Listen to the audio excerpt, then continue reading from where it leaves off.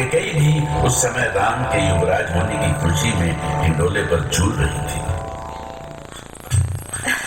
ये तुम क्या कह रही हो मंथरा? खुशी के इस अवसर पर तुम? कौन सी खुशी महारानी? कैसी खुशी? मुझे तो सिर्फ सत्यानाश दिख रहा है, सत्यानाश। मैं कुछ समझ नहीं पा रही। तुम्हें हुआ क्या है मंथरा? मुझे क्या होगा? मैं तो कहीं भी अपना पेट भर लूंगी, पर तुम कहाँ जाओगी रानी? कहाँ भीख मांगोगी? किसके सामने हाथ पसारोगी? ये सोचकर तुम पागल तो नहीं हो गई? भला मुझे हाथ क्यों पसारना पड़ेगा? तुम ऐसी उल्टी सीधी बातें क्यों कर रही हो मंथरा? तुम्हारी मति तो नहीं मारी गई है? मुझे तो बस तुम्हारी चिंता है, कहीं तुम इस राजमहल में दूध की मक्खी ना बन जाओ। ऐसी झटक कर फेंक दी जाओगी कि कोई देखने वाला भी ना होगा। चुप रहो मंथरा, तुम्हें नहीं पता तुम क्या बोल रही हो?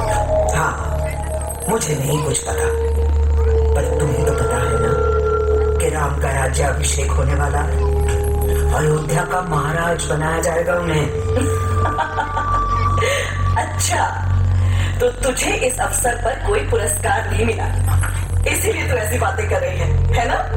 रानी, मेरे लिए तुमसे बढ़कर और कोई पुरस्कार नहीं है। मैं तुम्हारी सेवा में आई हूँ और सोते जागते सिर्फ तुम्हारा ही भला सोचूंगी। बस एक तुम हो जो अपना भला नहीं सोचती। अब किस भले की बात कहना चाहती हो मंथरा? झूठ बोलूं तो पाप लागे रानी, पर कहीं राम का राज्याभिषेक तुम्हारे लिए राज्य से विकास का रास्ता न बन जाए, यही चिंता है मुझे। कितनी छोटी सोच है तुम्हारी।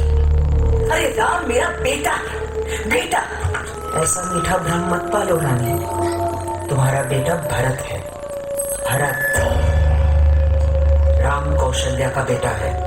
वो अपने बेटे के सिर पर राजमुकुट रखने जा रही हैं, और तुम्हारे सिर पर नगर की धूल। बचा हुआ सारा जीवन इसी धूल में लौटती रहोगी तुम। तुम नहीं जानती मंथरा, राम ने कभी हम माताओं में भेद नहीं किया। मुझे कभी एक पल के लिए भी ऐसा नहीं लगा कि वो मेरा बेटा नहीं है।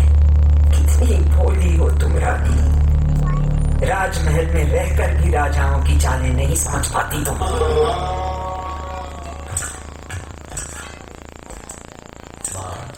माँ, कहाँ है माँ कैकेयी? देख लिया कैसे चतुर है तुम्हारे प्रिय राम। राज्याभिषेक के लिए तुम्हारा आशीर्वाद देने आए हैं। अब लगाओ उन्हें अपने गले से। आप यहाँ क्यों बैठी हैं माँ? मैं कब से आपको ढूंढ रहा हूँ, सारा महल ढूंढाया मैं। भला मेरी क्या आवश्यकता पड़ गई तुम्हें? चलिए ना माँ, देखिए वहाँ सब आपकी प्रतीक्षा कर रहे हैं। ठीक है, तुम चलो, मैं आती हूँ। आखिर क्या सोच रही थी कैकेयी? क्या कैकेयी का मन बदल गया? क्या उन्हें अपना वही राम याद आ गया जिसे कौशल्या भी कहती थी कि तू मेरा नहीं कैकेयी का बेटा है? क्या राम के लिए उसकी ममता फिर से जग गई? और क्या मंथरा उसे अपने हाथ से निकल जाने देगी? नहीं, भूल कर भी इस कक्ष से बाहर पैर मत रखना।